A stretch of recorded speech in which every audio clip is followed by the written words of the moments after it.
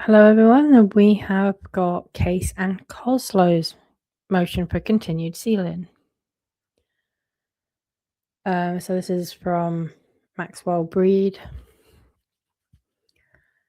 And it reads, Dear Judge Lyman, on behalf of non-parties, Ms. Catherine Case and Ms. Brianna Butler Koslow, we respectfully request that the court order the continued sealing of certain confidential, personal, and non-public information contained in exhibits filed in connection with the Wayfarer party's motion for summary judgment, Ms. Lively's opposition thereto, and the Jones party's motion to amend. Specifically, Ms. Case and Ms. Butler Koslow seek the sealing of portions of Wayfarer's motion for summary judgment, exhibit numbers 170, 226, 231, 233, 235, 236, and 259. Mr. Lively's opposition exhibit numbers 59, 60, 61, 64, 192, 194, 244, and the Jones Party's motion to amend exhibit numbers 11 and 13. The court has previously granted similar requests to seal comparable materials in these actions.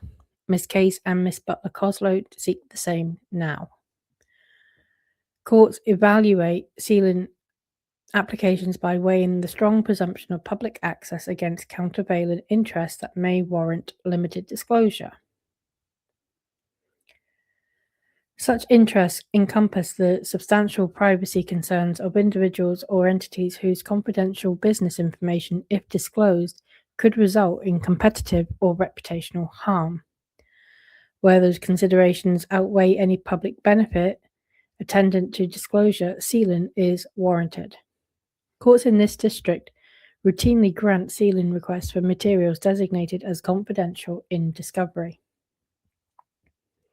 As the court is aware, Ms. Case and Ms. Butler Koslow conducted crisis management work as employees for TAG.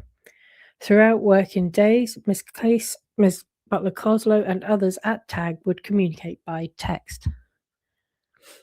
The frequent text message conversations between TAG employees would cover numerous matters and multiple clients, and would include discussion of ongoing work of a highly private, sensitive nature for TAG's clients. Ms. Case and Ms. Butler Koslow seek to maintain sealing of the portions of the above referenced exhibits that relate to work for non-party clients, work that has no bearing on any facts at issue. Each of the above referenced exhibits contains significant sensitive, non-public information regarding the work Ms. Case and Ms. Butler Koslow performed for tagged clients. Because this information does not bear on the pending motions or on any issues relevant to these disputes, it is not judicial in nature and thus not afforded the presumption of public access. Further, there are significant countervailing factors weighing against the unsealing of this information. The privacy and confidentiality interests of the non-party tag clients are substantial and decisively outweigh any marginal public interest in disclosure. Given the fact that any given non-party retained tag for crisis public relations work could cause significant reputational harm to those non-parties and to tag, and as to Ms. Case and Ms. Butler Koslow, public disclosure of this information could damage their relationships with current and former clients and could undermine the trust and confidence that are fundamental to the work they performed for their clients. We therefore respectfully request that the court seal the specified portions of Wayfarer's motion for summary judgment, exhibit numbers 170, 226, 231, 235, 236, and 259. Ms. Lively's opposition exhibit numbers 59, 60, 61, 64, 192, 194, and 224, and Jones Party's motion to amend exhibit numbers 11 and 13, and those same exhibit portions wherever else filed on the docket. Okay, short, sweet.